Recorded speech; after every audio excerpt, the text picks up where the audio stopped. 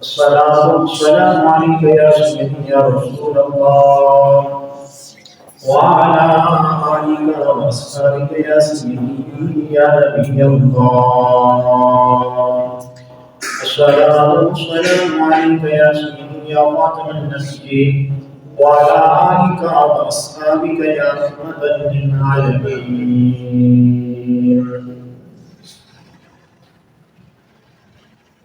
بلغ بكماله كشف الدجى بجماله فصل الجميع بصاله صلوا عليه وآله. اللہ کریم کی بھی حمد و ثنا درود اللہ نبی عالم محمد مصطفیٰ صلی اللہ علیہ وسلم آپ کی بارگاہ کے اندر پیش کرنے کے بعد محترم بزرگ دوستو، آج کی بچوں اللہ رب العزت کی بارگاہ کے اندر دعا ہے کہ الہ العالمین ہمارا آنا بیٹھنا اپنی بارگاہ کے اندر منظور فرمائی، اور اس کو کل بروز قیامت اللہ رب العزت ہمارے لیے صحیح نجات بنائے.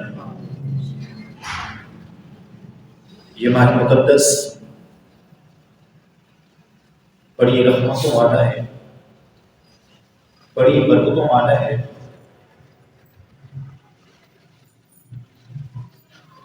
کہ جس کی آج 5 تاریخ ہے، یعنی ربیع الاول شریف کی 5 تاریخ، اور یہ وہ مہینہ ہے کہ جس مہینہ کی 12 تاریخ کو رات جا رہی تھی، صبح آ رہی تھی، اللہ رب العزت نے اپنے محبوب امام الانبیاء صلی اللہ علیہ وسلم کو دنیا میں مبعوث فرمایا. گویا وہ نعمت عظمی دی کہ جس کے لیے اللہ رب العزت نے پوری کائنات کو بنایا.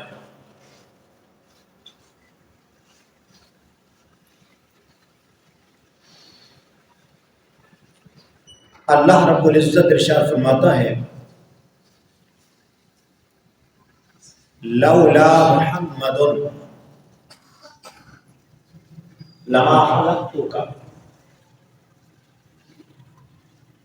یہ حضرت آدم علیہ السلام کے الفاظ ہیں. حضرت شیس علیہ السلام نے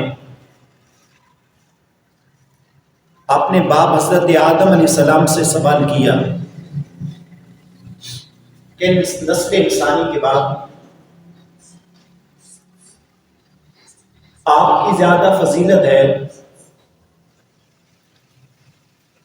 یا آخری نبی امام الانبیاء صلی اللہ علیہ وسلم کی ہے؟ حضرت آدم علیہ السلام آپ خاموش رہے. دوسری مرتبہ پھر حضرت شیس علیہ السلام نے سوال کیا کہ اے ابا جان،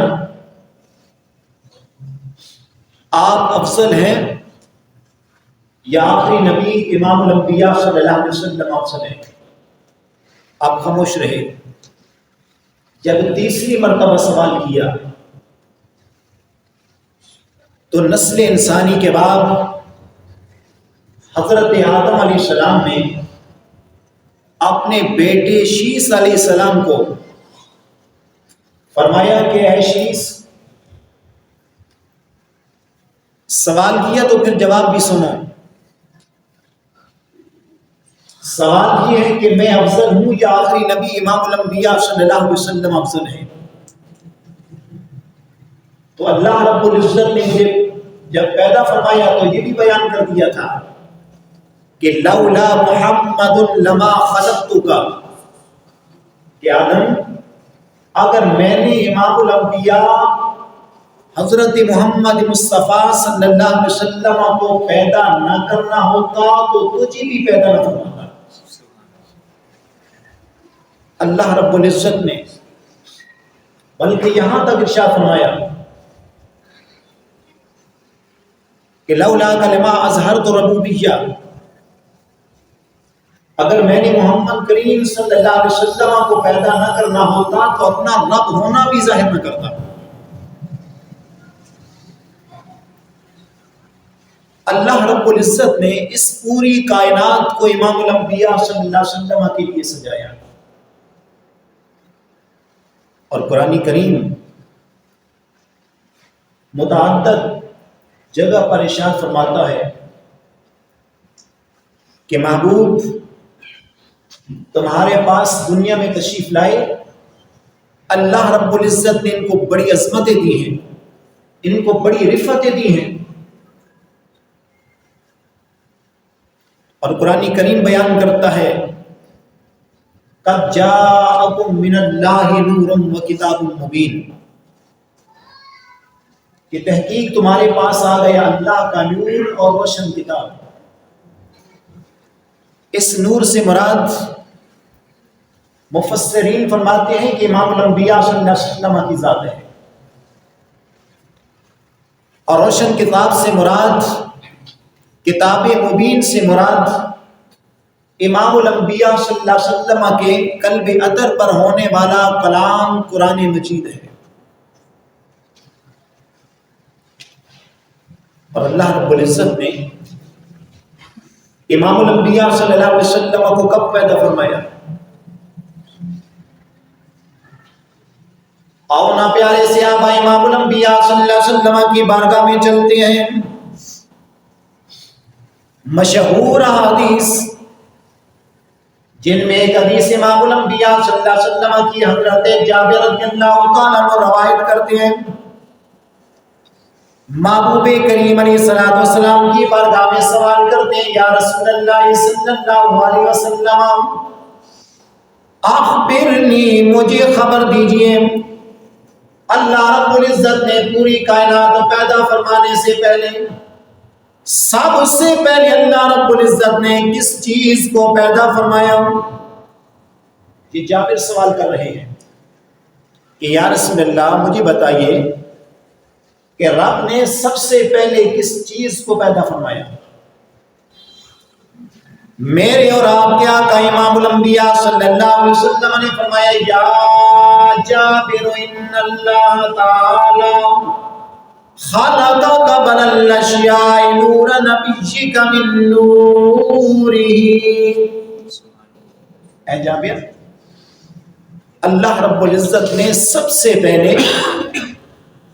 اپنے نور سے تیرے نبی کے نور کو پیدا فرمایا۔ آگے امام الانبیاء صلی اللہ علیہ وسلم فرماتے ہیں، اس وقت ابھی تک نہ زمین تھی نہ آسمان تھا، نہ سورج نہ چاند، کسی چیز کو اللہ رب العزت نے پیدا نہیں فرمایا۔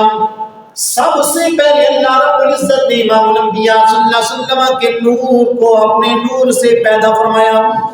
کون؟ یا جابر ان اللہ تعالی خلق قبل الاشیاء من نور نبیک من نورہ،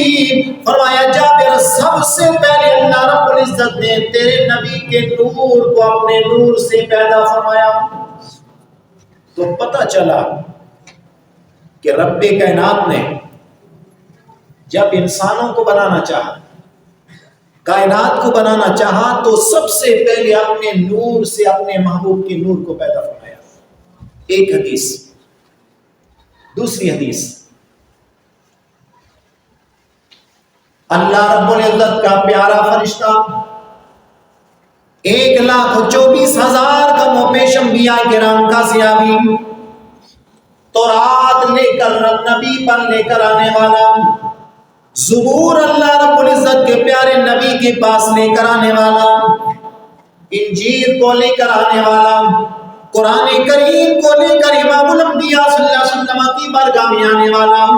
حضرت جبریل امین امام الانبیاء صلی اللہ علیہ وسلم کی بارگاہ میں آئے۔ میرے محبوب کریم علیہ السلام نے ارشاد فرمایا، یا جبریل ہو کم عمر کا سنین، بتا تیری عمر کتنی ہے؟ اے جبریل تمہاری عمر کتنی ہے؟ جبریل سن کر اللہ رب العزت کے پیارے محبوب کریم علیہ السلام کی بارگاہ میں التجا کرتے ہیں، یا رسول اللہ صلی اللہ علیہ وسلم مجھے اپنی عمر کا تو کوئی پتہ نہیں، پر اتنا پتہ ہے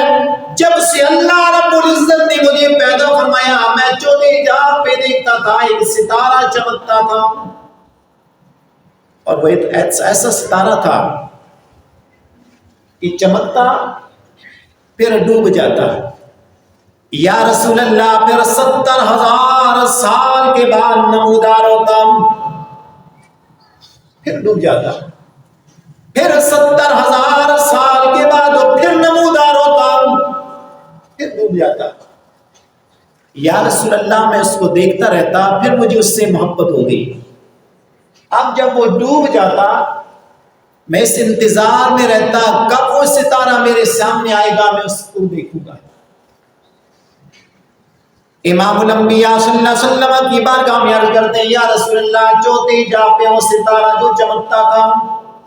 70,000 سال کے بعد نمودار ہوتا، پھر ڈوب جاتا، پھر 70,000 سال کے بعد نمودار ہوتا، اور آپ کے اس غلام نے اسے 72,000 مرتبہ دیکھا ہے۔ یہ میری عمر ہے۔ امام الانبیاء صلی اللہ علیہ وسلم سن کر مسکرائے، فرمایا جبریل وہ جو چوتھے حجاب پہ ستارہ دیکھتا تھا اب اگر تیرے سامنے آ جائے تو پہچان لے گا۔ عرض کرتے یا رسول اللہ صلی اللہ علیہ وسلم میں نے اسے 72,000 مرتبہ دیکھا ہے، میں پہچان لوں گا۔ امام الانبیاء صلی اللہ علیہ وسلم نے اپنا امام مبارک پیشانی منہ سے اوپر کیا، وہی نور وہی ستارہ جو چوتھے حجاب پہ حضرت جبریل امین دیکھتے تھے، وہی نور جب امام الانبیاء کی پیشانی میں دیکھا دیکھتے ہی رہ گئے۔ امام الانبیاء صلی اللہ علیہ وسلم نے فرمایا وَبِعِزَّتِ رَبِّي أَنَا ذَلِكَ الْكَوْكَبُ، فرمایا جبریل وہ جو ستارہ تو دیکھتا تھا چوتھے حجاب پہ 70,000 سال کے بعد نمودار ہوتا، 72,000 سال 72,000 مرتبہ تو نے دیکھا ہے، وہ ستارہ میں تھا۔ وَبِعِزَّتِ رَبِّي أَنَا ذَلِكَ الْكَوْكَبُ، وہ ستارہ میں تھا۔ اللہ رب العزت نے امام الانبیاء صلی اللہ علیہ وسلم کے نور کو پیدا فرمایا۔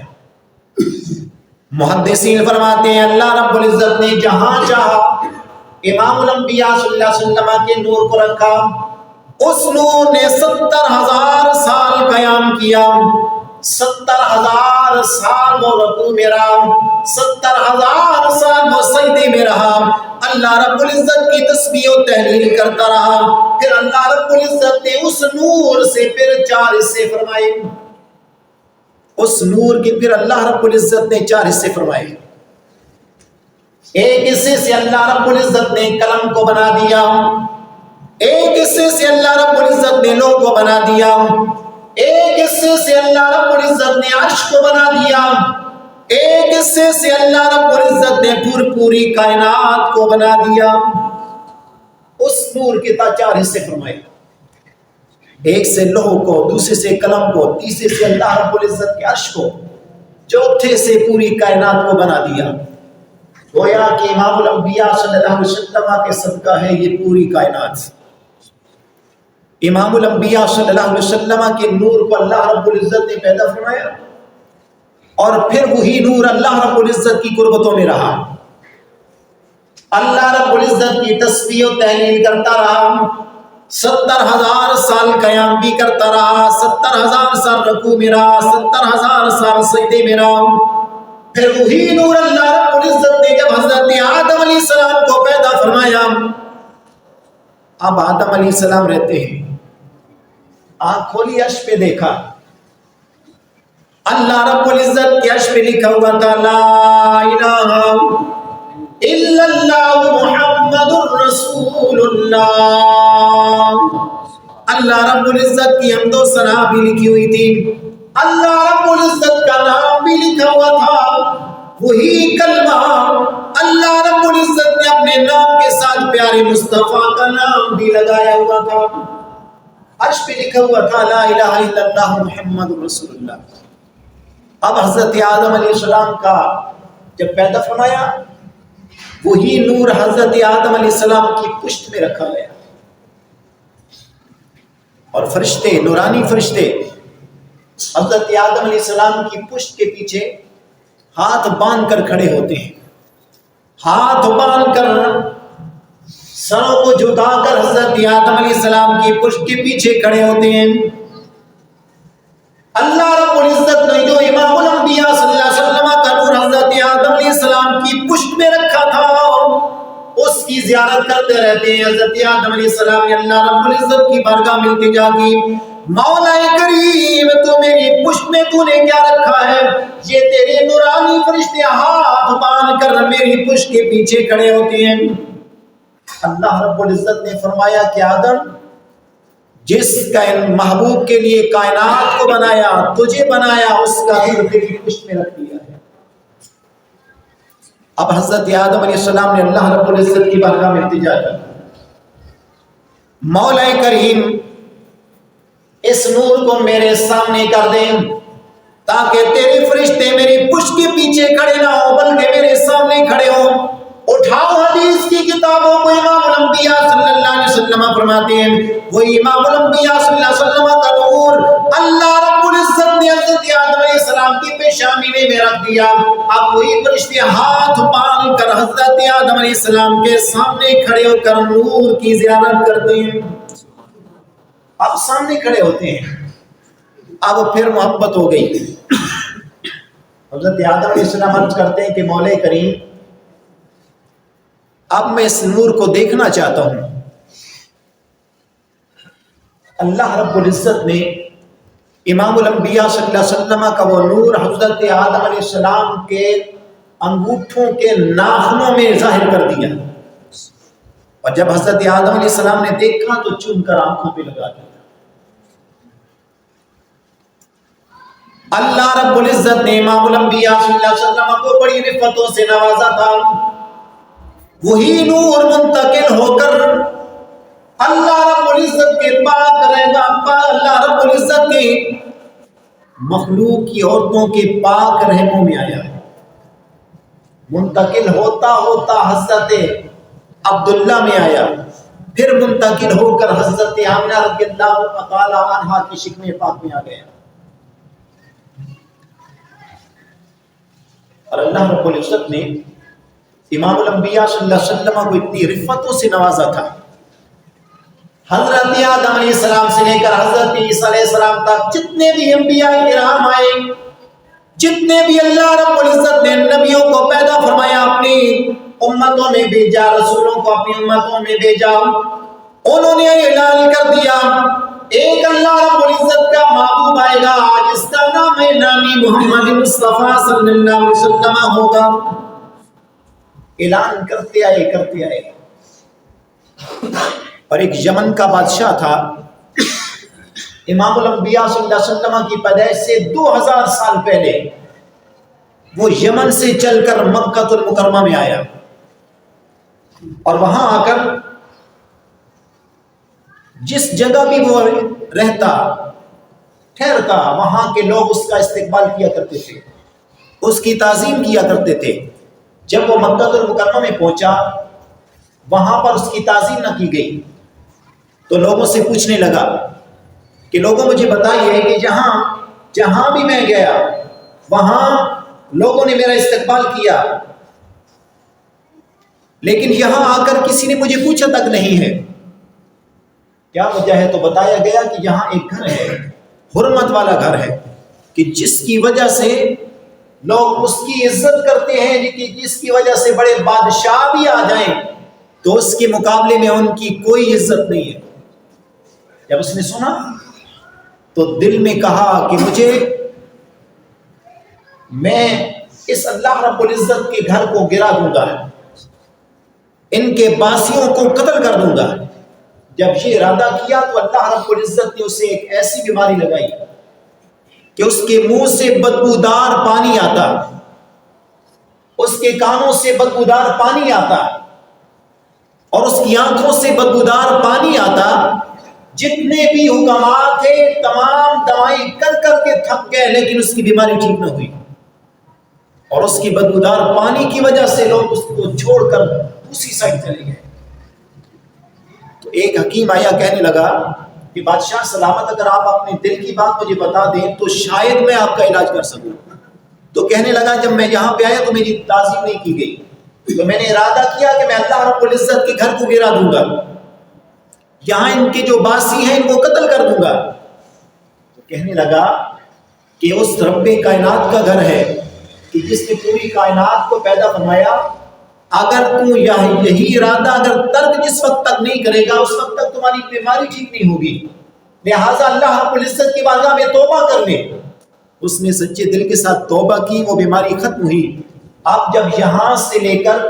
مکہ المکرمہ میں جب واپس جا رہا تھا تو وہاں مدینہ المنورہ میں پہنچا، جہاں امام الانبیاء صلی اللہ علیہ وسلم کا گھر مبارک ہے۔ وہاں پہ پہنچا، اس کے ساتھ اہل علم تھے، 400 علماء کرام تھے، اور وہاں پر جب پڑھاؤ کیا کچھ دنوں کے بعد کہنے لگا کہ چلو چلتے ہیں۔ انہوں علماء میں سے علماء نے کہا کہ ہم یہاں سے نہیں جائیں گے، اس لیے کہ جس محبوب کا اعلان انبیاء کرام کرتے آئے ہیں، ہم نے کتابوں میں پڑھا ہے کہ وہی آخری نبی یہاں پہ تشریف لائیں گے۔ اور اس یمن کے بادشاہ نے تبا نے وہاں پر ان 400 علماء کے لیے الگ الگ مکانات بنائے، اور وہاں جب جانے لگا تو ایک خط دے کر گیا، ان 400 علماء سے جو بڑا عالم تھا اس کے ہاتھ میں دیا کہ اگر میری زندگی میں امام الانبیاء یہاں پہ آ گئے تو مجھے اطلاع کر دیجیے گا، میں بھی زیارت کر لوں گا، اگر میری زندگی میں نہ آئے تو یہ خط نسل در نسل کو کہتے رہنا، امام الانبیاء صلی اللہ علیہ وسلم تک پہنچا دینا۔ اور امام الانبیاء صلی اللہ علیہ وسلم جب مدینہ پاک میں گئے تو آپ کو پتا ہے کہ ہر کوئی سواری امام الانبیاء صلی اللہ علیہ وسلم کی کھینچتا کہ میرے محبوب آج میرے مہمان بنے۔ لیکن اس وقت 2000 سال پہلے جہاں اس یمن کے بادشاہ نے اور اپنے علماء کے لیے گھر بنوائے تھے، وہاں ایک گھر امام الانبیاء صلی اللہ علیہ وسلم کے لیے بنوایا تھا کہ جو حضرت ابو ایوب انصاری رضی اللہ تعالیٰ عنہ کے زیر استعمال میں تھا، اور امام الانبیاء نے فرمایا لوگوں ہٹ جاؤ، اس میری سواری کو پتہ ہے کہ میں نے کہاں جانا ہے، تو وہی امام الانبیاء کی اونٹنی، وہی سواری حضرت ابو ایوب انصاری کے گھر میں بیٹھ گئی، اور امام الانبیاء صلی اللہ علیہ وسلم کی بارگاہ میں وہ خط دیا گیا، اور اس میں لکھا تھا کہ یا رسول اللہ صلی اللہ علیہ وسلم، میں سچے دل کے ساتھ آپ پر ایمان بھی لاتا ہوں، اور یا رسول اللہ اگر میری زندگی میں آپ آ گئی تو میری زیارت ہو، میں زیارت کر لوں گا آپ کی، اگر نہ آئے کل قیامت والے دن میری شفاعت بھی فرمانا۔ اور حضرت علی مرتضیٰ رضی اللہ تعالیٰ عنہ نے وہ خط پڑھ کر امام الانبیاء صلی اللہ علیہ وسلم کو سنایا تھا، تو محبوب کریم علیہ السلام خوش ہوئے، محبوب کریم علیہ السلام نے اس کے لیے دعا فرمائی تھی، اور پیارے محبوب کریم علیہ السلام سے کہا یہ واقعہ امام الانبیاء کے دنیا میں تشریف لانے سے 2000 سال پہلے کا تھا۔ تو گویا اللہ رب العزت نے امام الانبیاء صلی اللہ علیہ وسلم کو بڑی رفعتوں سے نوازا ہے، اور یہ مہینہ ربیع الاول شریف کا مہینہ ہے۔ اسی مہینہ کی 12 تاریخ کو امام الانبیاء صلی اللہ علیہ وسلم اس دنیا میں تشریف فرمائے، جہاں لوگوں پہ ظلم و ستم کیا جاتا تھا، جہاں غلاموں کی عزت نہ تھی، عورتوں کی عزت نہ تھی، بچیوں کو زندہ درگور کر دیا جاتا تھا، جہاں ایک چھوٹے سے مسئلے پر برسوں لڑائیاں چلتی تھی، امام الانبیاء صلی اللہ علیہ وسلم نے ان تمام خرافات کو ختم کر کے امام اللہ رب العزت کے محبوب نے غلام کو بھی عزت دی، عورتوں کو بھی عزت دی، لڑکیوں کو امام الانبیاء صلی اللہ علیہ وسلم نے وہ عزت عطا فرمائی کہ امام الانبیاء صلی اللہ علیہ وسلم نے فرمایا تھا کہ یہ جو بچے ہیں یہ میرے جنت کے باغ کے پھول ہیں۔ اللہ رب العزت کے محبوب نے ہر کسی کو عزت دی۔ اس پیارے محبوب کریم علیہ السلام کی آمد ہے 12 ربیع الاول کو، تو لہٰذا ہم اس شاق مصطفیٰ جو دلوں میں عشق مصطفیٰ صلی اللہ علیہ وسلم رکھتے ہیں، محبوب کا پیار رکھتے ہیں، ہر کوئی اپنی استطاعت کے مطابق امام الانبیاء صلی اللہ علیہ وسلم کی آمد کی خوشی مناتا ہے۔ کوئی वुज़ू करके अच्छे कपड़े पहन के अल्लाह रब्बुल इज्जत की बारगाह में सजदा रेज होकर इमामुल अंबिया सल्लल्लाहु अलैहि वसल्लम की आमद की खुशी मनाता है। कोई इमामुल अंबिया सल्लल्लाहु अलैहि वसल्लम पे गरीबों में खाना तकसीम करके इमामुल अंबिया की आमद की खुशी मनाता है, तो कोई अपने हाथ में झंडा लेकर लोगों को पैगाम देने के लिए गली गली कूचे कूचे इमामुल अंबिया पर दुरूद सलाम पढ़ के नाते पढ़कर महबूब की हदीसें पढ़कर सुनाकर इमामुल अंबिया सल्लल्लाहु अलैहि वसल्लम की आमद का तज़किरा करता है। ज़रूरत इस बात की है कि 12 रबीउल अव्वल शरीफ को इमामुल अंबिया सल्लल्लाहु अलैहि वसल्लम की आमद का दिन है, तो मैं ये ऐलान भी करता चलूँ कि इंशाअल्लाह तबारक व तआला इसी आपके जामे मस्जिद के अंदर इंशाअल्लाह यहाँ से 7:30 बजे आप यहाँ से जुलूस लेकर भी जाएंगे। यहाँ इंशाअल्लाह आपके लिए लंगर का भी एहतमाम किया जाएगा, तो उसमें भी आपका तामुन दरकार होगा। और इमामुल अंबिया सल्लल्लाहु अलैहि वसल्लम के गुलामों, उस दिन अल्लाह रब्बुल इज्जत के प्यारे महबूब की आमद है, लिहाजा ज़रूर बज़रूर अपने बच्चों से लेकर बड़ों तक अच्छे कपड़े पहने, इमामुल अंबिया सल्लल्लाहु अलैहि वसल्लम पर दुरूद सलाम पढ़ते हुए 7:30 बजे तक यहाँ पे पहुँच जाएं, ताकि यहाँ से जुलूस की शक्ल में इमामुल अंबिया की नाते पढ़ते हुए दुरूद पढ़ते हुए हम मरकजी जुलूस में जो जामे इस्लामिया गौसिया चकवाल वहाँ से आएगा। अल्लाह रब्बुल इज्जत की बारगाह के अंदर दुआ करते हैं कि इलाहुल आलमीन हमें इस पे अमल करने की तौफीक अता फरमाए।